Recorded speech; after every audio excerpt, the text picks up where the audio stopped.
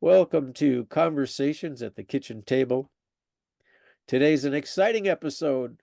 We have Judy talking to Houdini, and we have me talking with Sybil's loved ones in heaven. And we have Dr. Conti who's going to start with protecting the light protection around us all as we talk to heaven. And Mary's going to explain how natural and helpful it is to talk, to be a medium, to talking to our loved ones in heaven. So without any further ado, as they say, we're going to hand it off to Dr. Pat and take it away. Okay, thank you, Swami. As Swamiji mentioned, we're going to start off with a white light protection prayer, but it's going to be a little more involved so that you get the full protection of the white light, not only protection, but also its healing effects. All right, so you're going to undergo a beautiful, awe-inspiring experience, a spiritual experience, the divine white light from heaven, from the divine creator. This white light will allow your subconscious mind to accept all beneficial, helpful, healing, and inspiring changes in your mind, body, and spirit. It is completely safe, serene, and it's easy to accomplish. It will fill you with joy, energy, love, and divine protection.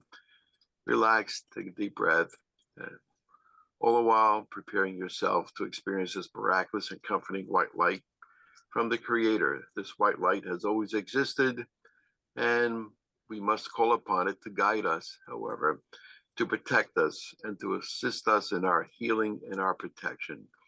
Now imagine above you a beautiful white light, maybe with some golden strands. This is the white light of the creation from the divine creator, the creator of all things. This white light emanates from the universe and flows throughout the universe, illuminating everything in its path, illuminating all above you. Imagine this white light now coming above you, and you begin to feel it. It is a beautiful white light full of love, comfort, joy, compassion, and strength. Full of love, comfort, joy. It is there for whenever you need it. You feel safe, secure, and relaxed. This is the light of the universe. It brings warmth, healing, and protection from the divine creator. Complete healing and protection. Brings strength and healing to your mind, body, and spirit. It is there just for you to bring you divine happiness, healing, protection, joy, the divine love. Now allow the comforting white light to come down from the heavens above you and envelop you, surrounds you, embraces you with divine love, giving you comfort, happiness, healing, joy, and protection, instilling divine strength and protection over your body. Feel the glow of this light as it surrounds you, caresses you, envelops you, hugging you with love, joy, and comfort, letting you know the loving Creator is with you. The light brings you warmth, comfort, and protection. Enjoy this illumination surrounding your body, surrounding you, enveloping you, cradling you, forming a divine shell of protection all around you, forming a shell of protection all around you. Very good. Experience the white light surrounding you with divine love, joy, health, protection, comfort, and strength. Allow the white light to enter your body and fill your entire body with its healing, protecting, and healthful benefits. Incidentally, during this time of illumination, you may receive messages from the divine light of the Creator or a Holy Spirit for clarification or some important message just for you. Remember it. Remember these messages. Very good. Think of the white light forming a solid aura around you, a protective aura that will remain with you forever. You are a wonderful child of God and not to be harmed. Allow yourself a few moments to continue to heal and receive the protection from the white light, the divine light of the Creator. Receive the divine love, divine protection. Feel the healing within your body. It also protects you from all negative and unwanted external influences. Allow the white light to strengthen your courage, your fortitude, and your ability to ward off all external unwanted thoughts, emotions, and actions, especially those caused by others. Allow it to happen. Listen for any last-minute messages. Very good. In a few moments, you'll return to your full waking state and relax. Now, take a few deep breaths. Bring back any message with you or anything that you considered important to you that you learned during this time. Bring it back with you into your waking state. You will remember this experience and any messages you received. When I count to 5, you will awaken fully refreshed, wonderful, full of joy, full of energy, healed in mind, body, and spirit, protected by the divine white light of the Creator. Now I'm going to continue. I'm going to count. 1, feel yourself feeling better. 2, feel your body, feel strong. You have a strong immune system. 3, coming up, ready to awaken. Open your eyes, relax, smile. Welcome back. God bless. All right, Swami G. Can't hear you. Thank you, Dr. Pat. Oh. 3 times the charm. Thank you. All right. So next we are going to turn it over to Judy, and she'll explain what she's going to be doing. Judy? Okay. Thank you very much, everyone. Thank you for joining us. I am the great possessor and grateful possessor of a book signed by Harry Houdini. And he also, if you can see behind me, he said, I consider this book to be my monument. I have it right here. It's called A Magician Among the Spirits. And he was very devoted to his mother. He dedicated this book to his mother by saying, if there was I'm paraphrasing it, but it's right here. If there ever was an angel that was on earth, it was my mother. And God had made her. It says, in wonderful homage, I dedicate this book to the memory of my sainted mother. If God in his infinite wisdom ever sent an angel upon the earth in human form, it was my mother. That was Harry Houdini. When we were preparing for this show or session, we all got together, and Harry, I'll call him Harry, came through with several messages for me that Dr. Conti tried to verify. One thing, it was very, very clear to me that he had some connection with the Titanic. I didn't know that. He said, myself and the Titanic, I have a connection. Well, the only connection I could have seen is that the Titanic sank on April 15th, which is the time of Aries, and Harry Houdini was in Aries. He was born March 24th. So that wasn't it. And then Dr. Conti did find something, and he might mention it in a little bit, that substantiates that one of Harry Houdini's magic boxes that he was enclosed in was made from wood from the Titanic. Well, then Harry, being an Aries, is very pushy. And he kept on saying, tell him about the leg, the amputated leg. Someone had an amputated leg. I said, oh. And then I said, well, who did? And I got the name Barb. I was getting Barb. Then after that, Dr. Conti looked it up, and, or I did. Sarah Bernhardt was a, what? Sarah Bernhardt was a, you did, right. Yeah. Sarah Bernhardt was a famous actress, and she had her leg amputated a year before she met Houdini, and jokingly asked him, with your magic, put my leg back. Now we go to the person who was responsible for the death of Harry Houdini. Harry said he had a miserable life. He was not happy. Goes to my point, which Harry also said alcohol was involved with that situation. There's nothing that I know that can prove that, but just looking up, we were in the midst of prohibition in the United States until 1933. However, in Canada, where this was held, it had been repealed. Their prohibition laws had been federally repealed in 1919. This happened in 1926, I believe. So alcohol was a thing. And this leads me to believe that James J. Marshall Goodard, who lived a miserable life after that, held some guilt because he was intoxicated.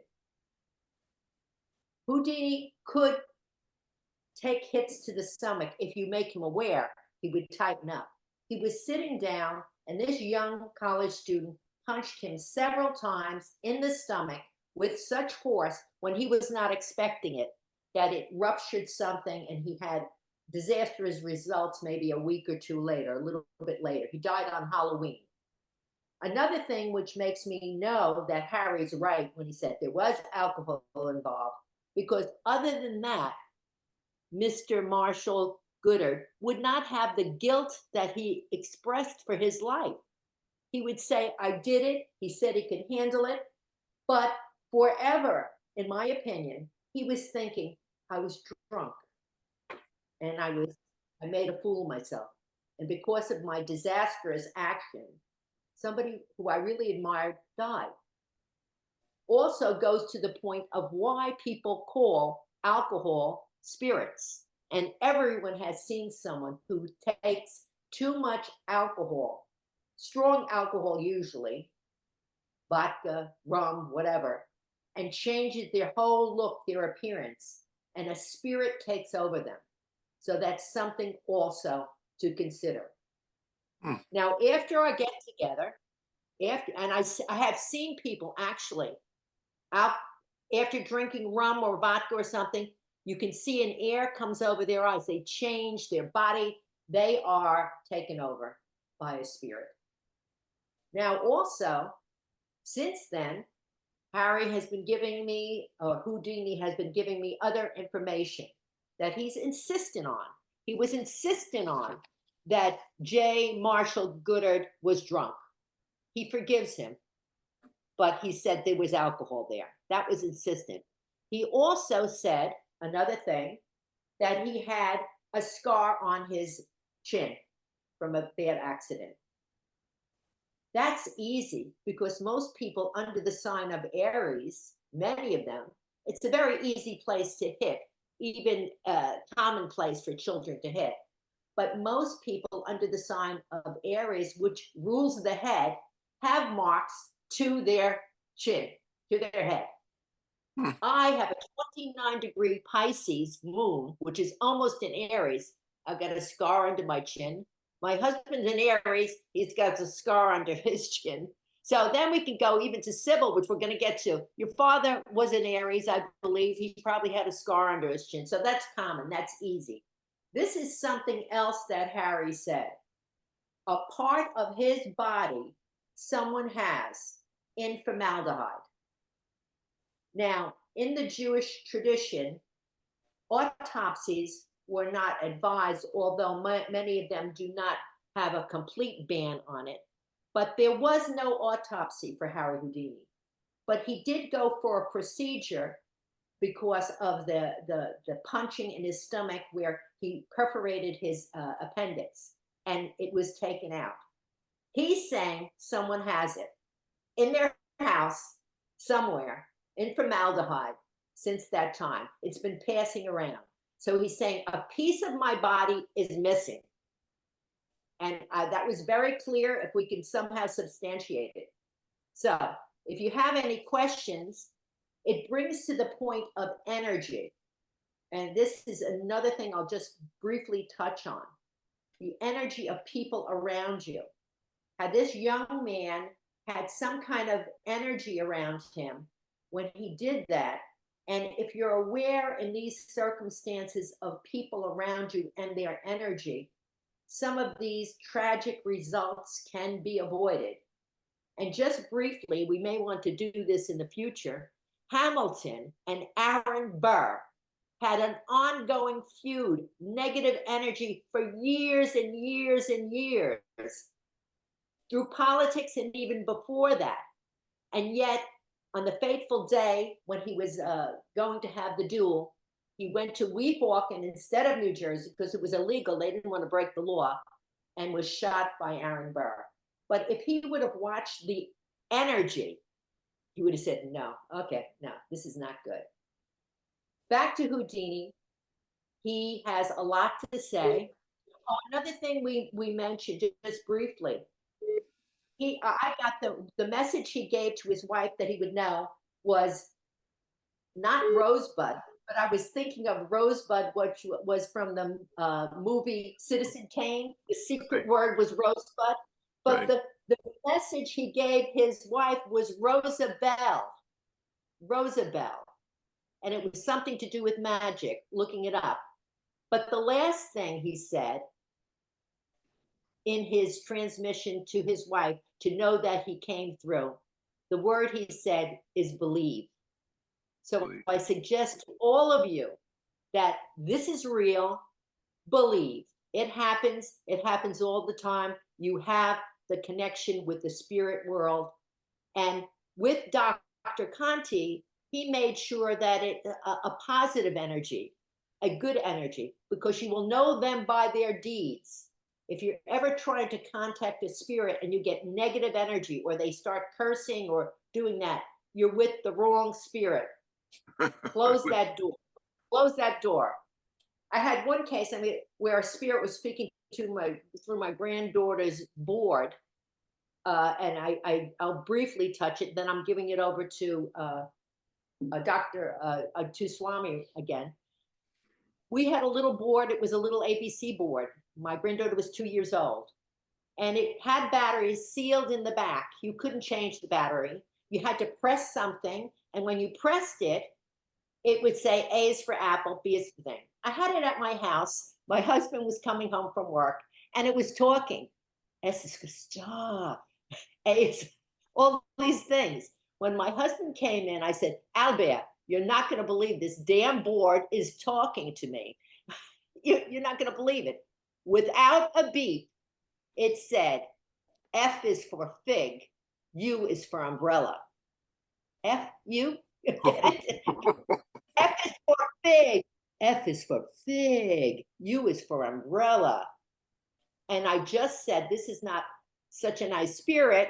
And I said to it, listen, I'm talking to a board now with my husband there. I'm not fighting with you. We're not arguing. And it said, S is for star. L is for love. So spirits come, keep away from the bad ones. And my father once said, you're going to like this, and I turn it over to the next person. He said, it's the live ones you got to watch out for, not the dead. So with that note, Swami, you're going to do a consultation, a spirit connection for Sybil? Yeah, was there anything that Houdini wanted to share live right now? What do you mean, right now? Okay, let me just see. That would be interesting. You talking to me? No. Wow. You want him to give a message to the world? Let me see. Yes. Whatever he wants to say. Okay, I'm just going to say what I'm hearing. Right. Okay. He's saying it's not what you expect when you passed on. It's not what you expect. He says, he's saying to me that many people have it wrong. It's pleasant, but you also, and he's saying that he has returned before. He had been reincarnated. He was here before. Oh. He watches. He's very interested in all the magicians, and he follows them. And maybe he did come back as a magician. Maybe he did. Because he was here before, but then he left. So it'd have to be during the time, because he's on the other side now. Let me see what else he has to say. Anything sincere? Anything you want to say?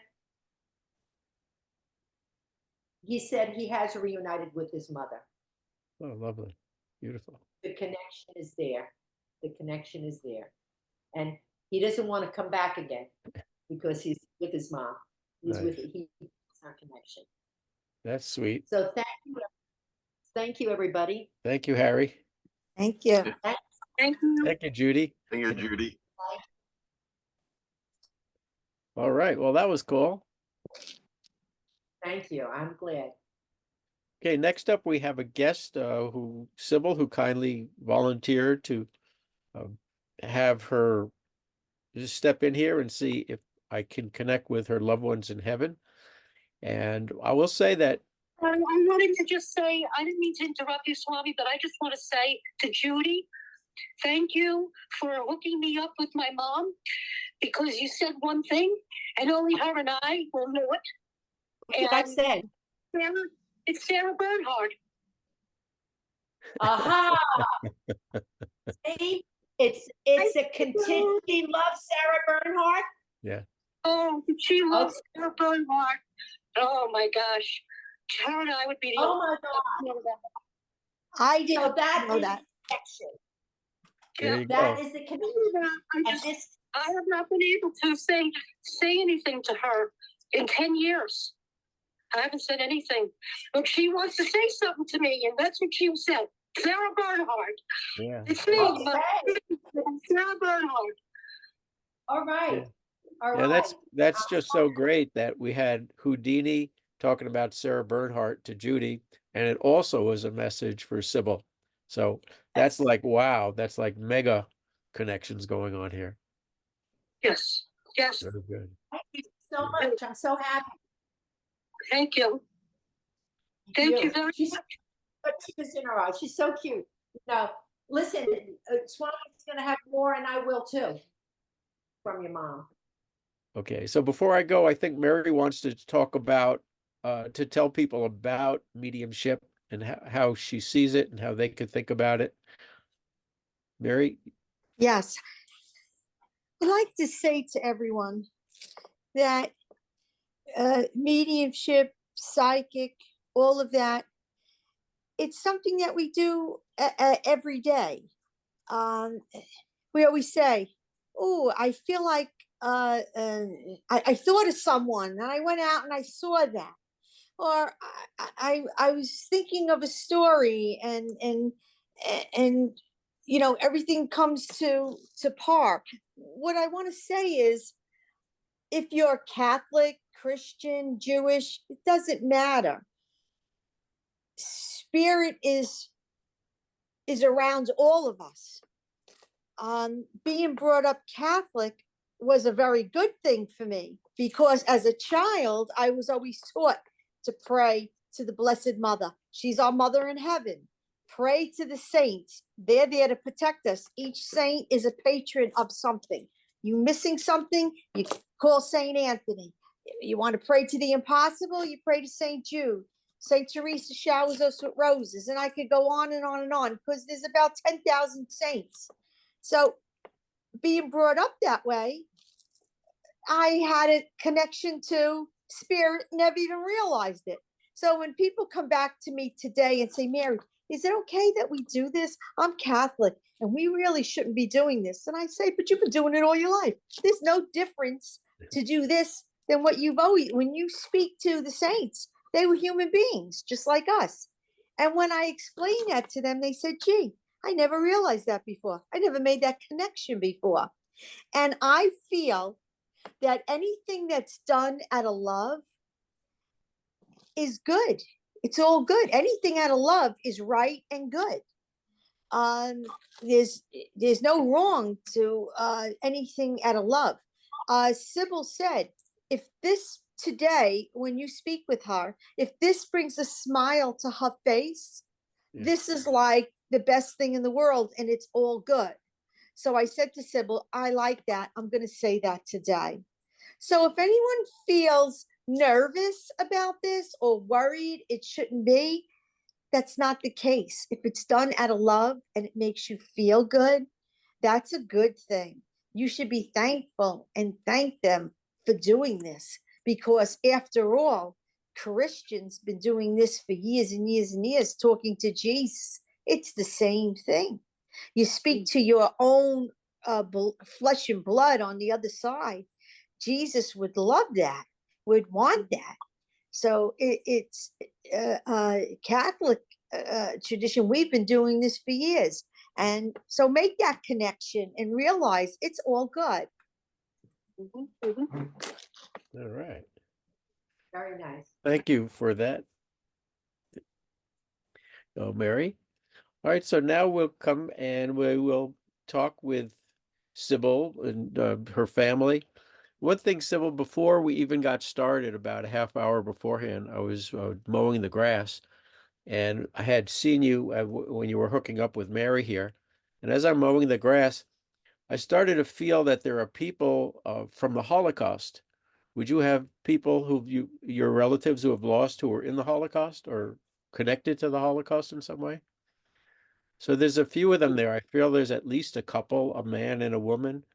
I feel that they were a couple that passed in the Holocaust. Would you know that? Would that be if you're not if I you're always not have boxes of pictures, boxes and boxes of pictures. I don't know who they are, but they were from my mom and my okay. dad and my grandma.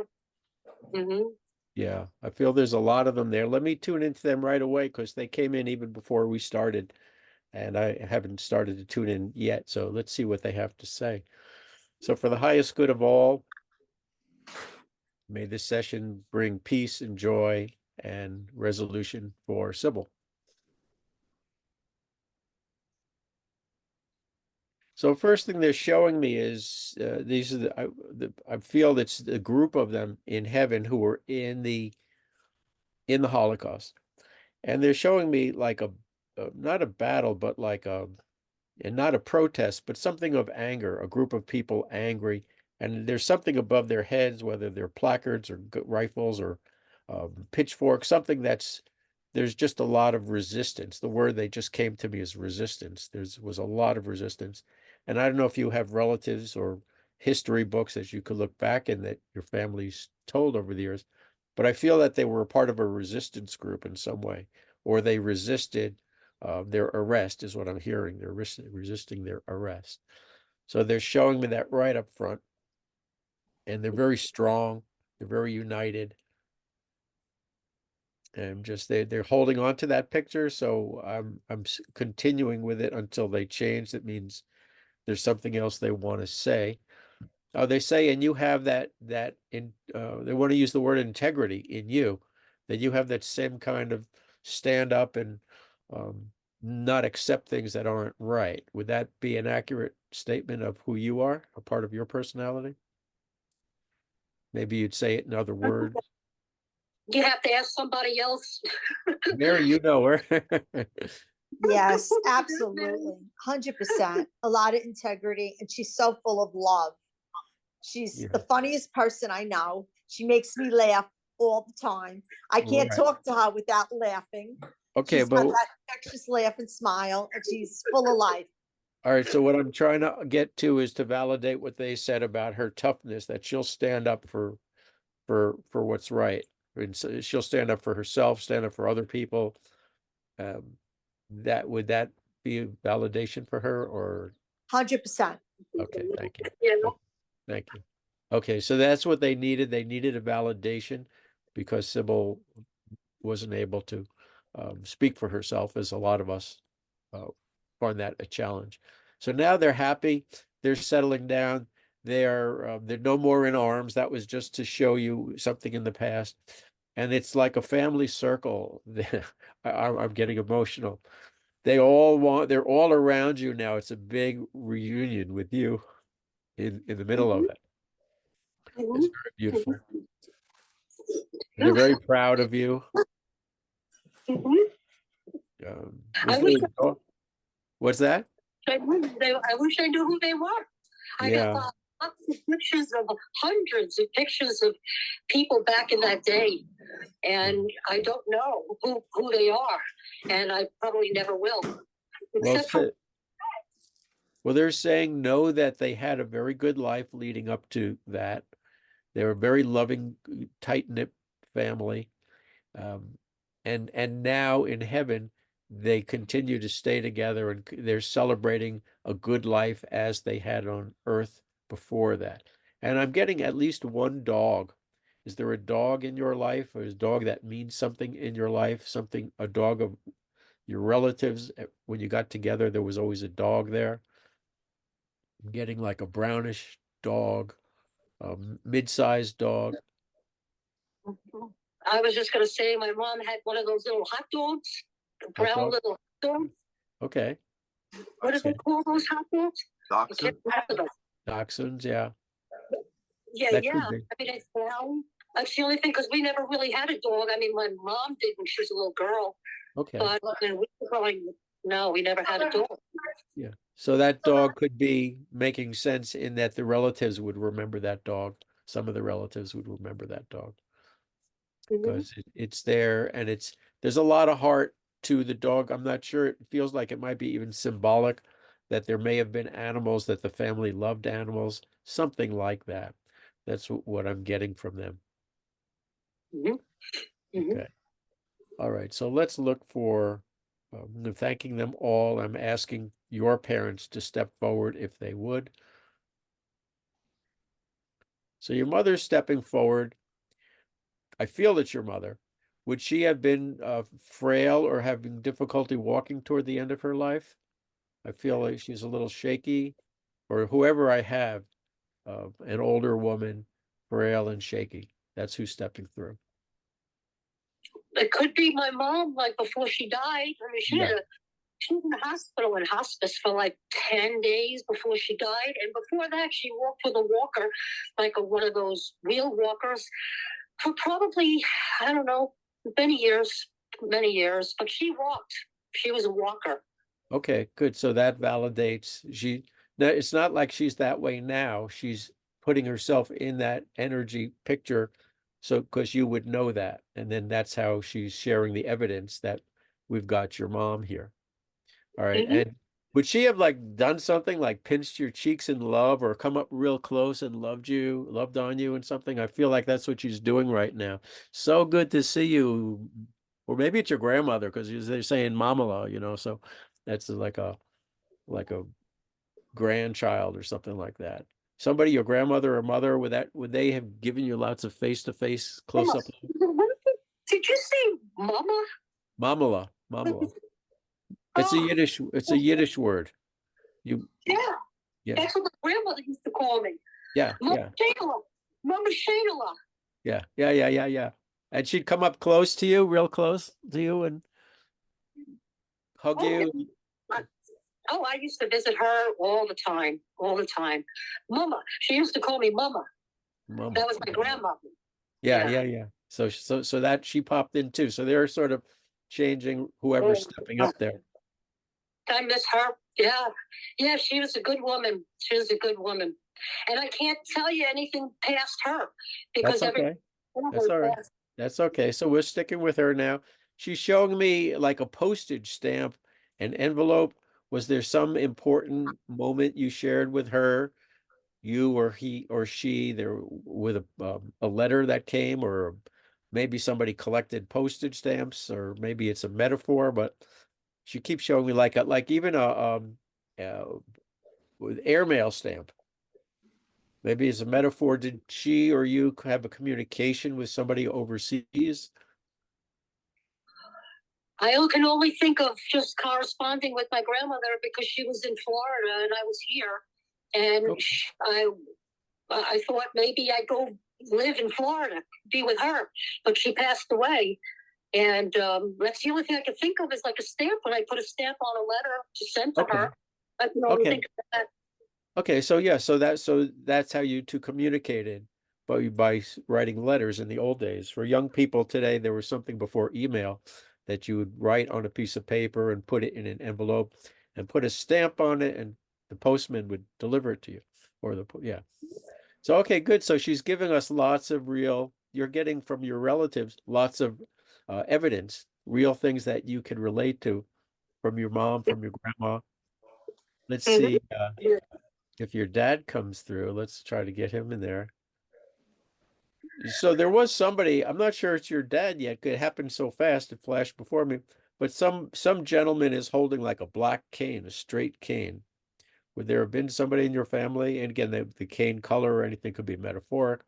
But would there be a gentleman in your past, maybe even your grandfather, who might have walked with a cane at some point? And maybe even for sport, maybe not necessarily to help him walk, but it was like a look, a style. My grandfather was the only one that used the brown cane, but my dad was in a wheelchair, so he might have used the brown before he got into the wheelchair. I can't remember. Okay, so then that was your grandpa who showed up with the cane. Yeah. So that's very good. So we talked to your mom, and then your grandma came in. We tried to talk to your dad, and your grandpa came in. So that's good. So let's see if we could get your dad now. So I got this really good feeling coming over me. It's so mixed right now because it's been a long time and I haven't really addressed it properly because we've all said goodbye before they passed away. Some people don't get that joy of saying goodbye before they pass away. Yeah. And I can honestly say that I was able to say goodbye to all three of them. But that doesn't mean that I don't miss them just as much as anybody else. Sure, sure. And they're saying you can talk to them now. And they say use your imagination. And even when you hear them, if you say, am I making this up? That's them. They speak in a higher vibration. So it seems like an imagination. And you'll feel it, and if you're not sure you're hearing them, ask for a sign from them. You may hear something on there like you heard with Sandra Bernhardt. That's a sign. You might hear a song on the radio that was your grandmother's favorite song, or see a picture or something. So if you talk to them, they're there for you. They're always there for you. And I know you showed me, you told me that your dad's in a wheelchair. I do see your oh, well, okay, I was going to say your mother, but they came out grandmother. Like your grandmother is holding on the wheelchair behind your grandfather, behind your father. I don't know, maybe it's your grandfather. The angels, they start putting stuff through my mouth, and when I think I'm going to say something. So what they made me say is that your grandmother is standing behind a wheelchair that your grandfather's sitting in. So that's what they told me to say that, or they made me say that. Was that ever an experience for you? I just no. My grandfather passed away, and I don't remember the time when he passed away. He's one of the ones I did say goodbye to, and my grandmother passed away long after my grandfather. So don't remember. Don't remember. Was your grandfather a dapper dresser? I see a gentleman. Yeah. Okay. So he's showing me even with the cane. I don't know if you ever remember a TV show, Bat Masterson. And he was just it was a Western show, but he was a very dapper dresser. And that's the image, that's the message, the way they're showing me that symbolic that your grandpa was a dapper dresser. And I'd say a good sense of humor too, a good disposition. Yes. Yeah. Yes, definitely. You know what he'd do to me? He would try to scare me when I was a kid. So he would go just like that to a little kid. Can you imagine that? All of a sudden I go like this. And he started laughing. He thought it was so funny. Things I remember. Yeah. All they did was one little thing like that. I remember it forever. But I'll never forget that. He used to think that was funny. When you do things like that to his little grandchildren. But it wasn't harmful. It was fun. It was funny. It was good because I remember it. And I'm going to be 65. And I probably was like 5 or 6 when he did that. I remember. Yeah. Yeah. He's the feeling I get, he's the kind of guy, his sense of humor, you'd want to be around him. Makes you feel uplifted in some way. All right, let me get to you. For some reason, would your dad have a personality where he'd be a little bit hard to, would he not always show up if you wanted him around? He wouldn't always necessarily be able to be there in some way? Totally the opposite. He was really always there for me. He didn't want to be. My mother would have to, put the fire in him, but he would never say no. He would never say no. But he didn't want to be there. And I ask him to come in, he doesn't want to come in. So that would be the validation that, no, I don't really want to be. But not that he doesn't want to be here. He wants to be here, but he had to appear that way so you would know that's the real person. Right? What his name is? You want to know what his name is? No, no. Let me see. No, don't say his name. Let him. I'm not. I haven't been great with names, um, but the less information you give me, the more we know it's. I mean, we've got enough evidence, but I really would like to get him in here. Yeah, give me his name. Maybe I could get the energy for that. I'll give you a hint. In some religions, the name is Son of God. That doesn't help me. I know God, godlike. Michael is godlike. I don't know. No, son of God. Son of God. Son of God. Well, I don't think his name is going to be Jesus. If he Yeah. Abraham. Abraham, she says. Oh, Abraham. Abraham. Okay. Okay. All right. I think I got him. Thank you. Would your dad? I see either a beard or a scruffiness around his chin. Would he have had? Would you have remembered him that way at some point in his life? Yeah, he always shaved. He was a teacher, so he always like groomed himself going to school. But he was a very straight-laced kind of a person. And I always thought maybe it was because of his name. I mean, my grandma named him Abraham. So that's a big name to have to live up to in some religions. So why am I seeing him? Why am I seeing him with like a nice suit, but a bit of a beard to him, and it's grayish, so it would be later in life.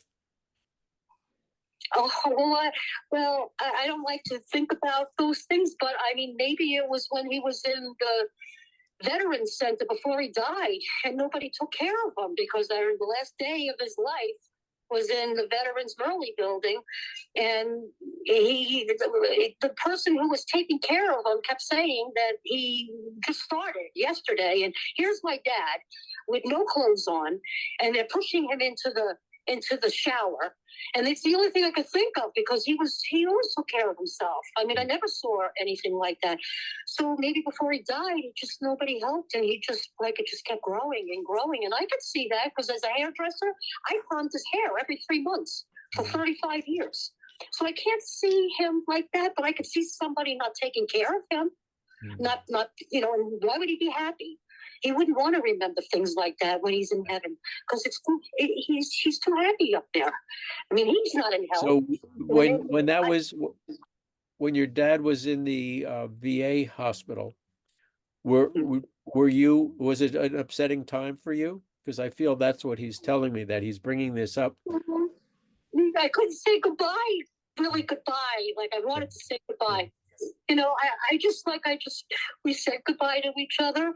He didn't want to come and live with me. I said, come and live with me. He said, no, he wouldn't do it. He wouldn't do it. Meanwhile, he's in this place where nobody cared. Nobody wanted to take care of him. And he just died the next day. That was it. But he was 93. I can't say that he had a bad life. I mean, he was 93 years old when he passed away. So yeah, he's saying that he needed his space. It wasn't all bad there, not at the beginning. He says they had friends there.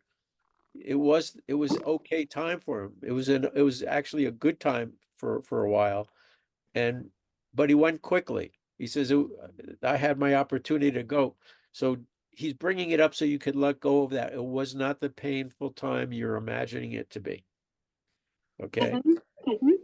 And he's in heaven now, and he's with his friends, he's with his family, and he chooses to stay showing me himself dressed. He must love that gray suit. I think there's like a vest with it, even maybe even a chain. But he's showing me his beard, which he's telling me he really loved his old age. He really enjoyed that time of his life. Yes, he did have it nice. Before he went to VA, he lived in assisted living with my mom for many years, I guess. And it was nice there. They enjoyed it after they sold the house and moved out there. And it was a lot of money every month, but they were taken care of. But then nobody wanted to take care of them in this place like this. So they had to leave. And didn't matter how much money they had. And at that point, that's when everything went downhill from there. I mean, once they were like literally thrown out of the place because you have to be able to take care of yourself. Yeah. regardless But of how. know that he wants to leave you with this, that he enjoyed his older life. So you can release that guilt, that grief, whatever the pain in your heart is. And I want because we need to let him go now. Any quick questions you have for him there or anybody there? I just always want. I always tell him I love him. I always tell him I love him. Yeah, they know that, and they're all saying they're your grandma again, mamala, mamala, mamala. So take all of that love that you have with them, for them, make them a part of your life, because that's why it's the afterlife. They live there. Just think of a and feel. You could just get feelings, if nothing else, initially. Talk to them. You might see them sitting at a kitchen table if you're cooking something that they used to like. It'll come back to you. So thank you very much, Sybil, for being a part of today's show. And God bless, and may you have a wonderful life. Thank you. I wish you the same. Thank I you. wish you all the same. So we have some time now for a conversation around the kitchen table. We've had a lot of wonderful things going on. Each of us shared. Anybody want to bring anything up today? I do. While Sybil was speaking, I was just getting feelings around her sisters. Sybil has 3 sisters, and I felt that her sister that's in Florida I feel her, a lot of peace around her. I feel that I believe she's in Fort Myers. Am I right? Mm-hmm. And I see her happy there and just living a peaceful life. Mm-hmm. With Eileen, I think she's in Pennsylvania. Am I right? Okay. Mm-hmm. I see her. There's something weighing on her mentally. I feel something is bothering her. There's something going on with her that's bothering her a little bit. I don't see her sickly. I don't see anything like that. I just see that something's weighing on her mind. Something heavy is just weighing on her mind. So every day I see her living with something weighing on her mind. So there's something going on. And then I see your sister, who I believe is in New York. Mm-hmm. And I see her just going about her life. And I see her content with whatever she's doing. I just see her very content and just living her life day by day. And that's what I was seeing with your sisters. And I felt that very strongly with the 3 of them. Mm-hmm. So you could tell me, you could give me feedback on that, if you don't mind. Well, no, I think you sort of pretty much summed it up with all of my love. All 3 of my sisters, all the same. They're all great people. And I don't know. I mean, if there may be. I mean, Eileen, yeah, and maybe some things weighing on her. And yeah, I worry about my sister Karen and Jim, because they live over by where all that water, where a lot of that flooding is going on. And my sister Ellen, she has a significant other for like 50 years now, and she's in her 70s and he's in his 70s, and they're still together, and they're happy, and we talk to each other. We all keep in touch. Yeah, I see her just living a simple life day by day, and she's just content. In her life. Yes, many times I tell her, you don't want to be there, then come and live up here in Pennsylvania. She seems to be content where she lives in Queens. Yeah. So you don't force the issue. If she can take care of herself, and so can her significant other.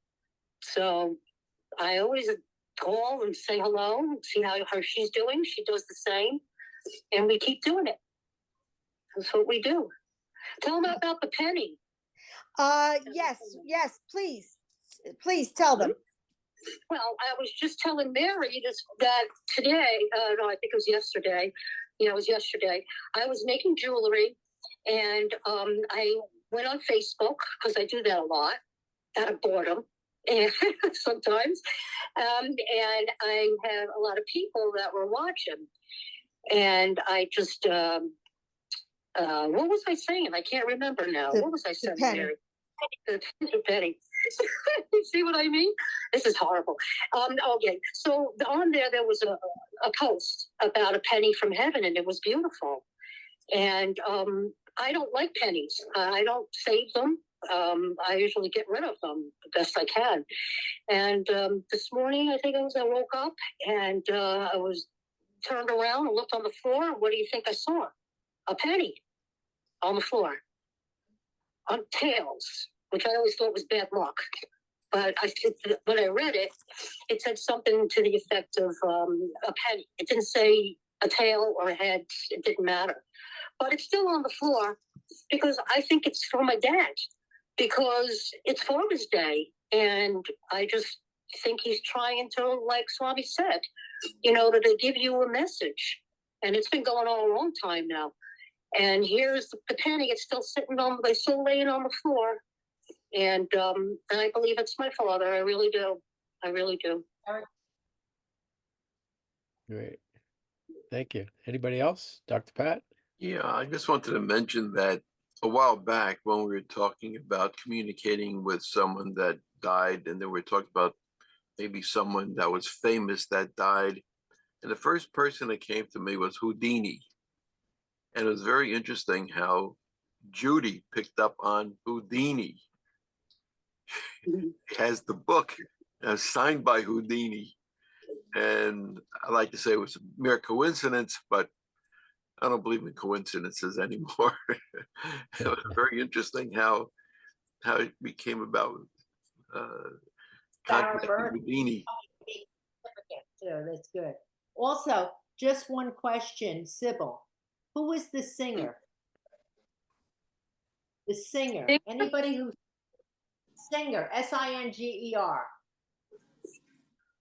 None of your family, because someone says they're a singer. It's a male, not a female. Singer. Did you have a cantor in your history?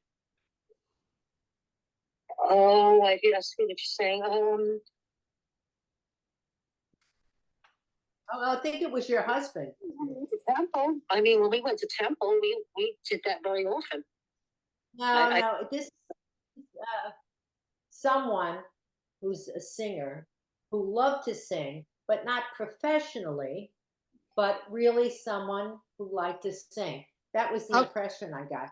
Okay, then I would like to say, I'm going to interrupt and tell you, Sybil sings like a bird. She has the most beautiful voice. She does karaoke in the bars. She's amazing, and I love to hear her sing. Your husband, Sybil, said, say about the singing. I thought it was a male. I didn't know. I thought it was him. Beautiful voice. Yeah. Okay. So I didn't know that. You're the singer because your husband said mention singing. Mm-hmm. And yeah. I sing to him. Moon and I have had a lot of music time together in 35 years. So when a song comes up and it reminds me of him, then I sing it. I don't care where I am. I just sing it. He's saying, Sybil, that he hears you and thank you for singing. Yeah. There was only one song that was yesterday, and there was somebody else on Facebook that was reminding me, because my Wayne hated drums, but he loved guitar playing. And I just remembered a song that he hated so much, but it came up with this drummer. And the drummer, it was just part of something that reminded me of him. It was an Anita Baker song. Can you imagine that? And he was playing the drums on Facebook. And he actually reminded and said, thank you. And he heard about what happened to my husband, who died. He was a Vietnam vet, and he died of Agent Orange. and Christmas Eve 10 years ago. So I get a lot of messages from him. We both say goodbye to each other when he was in the hospital and had, stents put in, and then died the next day. But I knew he was going. We knew that it was going to be the end. It looked like, and we say goodbye to each other. But yet he comes in strong a lot of times through music. I really believe that if I'm sad or if I'm lonely, a song will come on, and it'll be from him or somebody that's significant to me that only us will remember, nobody else. So that's what I go by. And I'll never forget those. Those are the times that keeps me feeling good about that they're still watching over me, because I really believe that they're my angels watching over me. And until we see each other again, hopefully. Amen. Yeah, to that. Beautiful. All right, we have about 5 minutes. Dr. Pat, do you have any exiting blessing for us all? Prayer, guided. But, I always think of, when we talk about the spirits and our guardians, I always think about the prayer I learned when I was a child, the guardian angel. It goes, my dear guardian angel, angel of God, my guardian dear, to whom God's love commits us here, be at my side ever this day to light and guard and protect us each day. Amen. Amen. Amen. Sweet, simple and sweet. Anyone else? Last words? Judy, anything you want to add? I just think that it's a beautiful connection. I thank Sybil for being here. I feel that you are a very good friend to Mary. That's obvious, and she to you. And I feel a very good connection for you. You're a lovely person, and your husband says, "Mention the singing. Mention the singing." So we're all in this together. All the psychic energy we have, it's all good. And I want to thank everybody. Thank you. Thank you. Thank you. Thank you, Swami. Thank you too. You're welcome. Thank you. Mary, any last words? Yes. I heard Sybil mention many times, I got to say goodbye. I got to say goodbye. Well, I buried 2 children, my foster daughter and my firstborn son. And it was tragic for both of them, and it was quick. But I will never say goodbye. I only talk to them every day because there's no need to ever say goodbye. So I just wanted to throw that out there. Beautiful. Beautiful. Sybil, any last words you want to share? What was it like connecting with your relatives? Oh, it felt really good. It really felt good, especially my mom, because I really miss my mom the most. I think not the most, but she's played such a major role in my life growing up to try to be a good person when everything else wasn't so good. And I always try to thank her for that, because it could have been any way and I could have been a different person. But because of her and her strength and her love, I just feel I'm so glad that she was my mom. And my dad and my husband, but mom first. But that's different than moms. And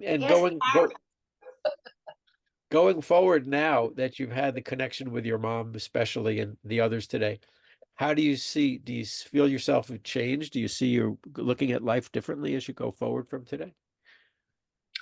I will certainly try, Swami. I really will. It doesn't matter how many years go by in my life. And sometimes it gets worse instead of getting better when you miss your loved ones. But I'm the only one or anybody is the only ones that control what goes on in their own lives. Right. So we only get one life. From what I try to understand in my own life with loneliness, that it's not time to start with being with other people as far as getting married again or anything. Just be myself. to just love myself first. Yeah, beautiful. And anything that happens after that is going to be God's plan. But it has to happen first. And I like this. I really believe that they did come through because it makes me feel good. I feel a tingling inside of me. Beautiful. And I usually don't feel. So I'm happy with that. Great. Right now, I want to believe it. I'm going to believe it.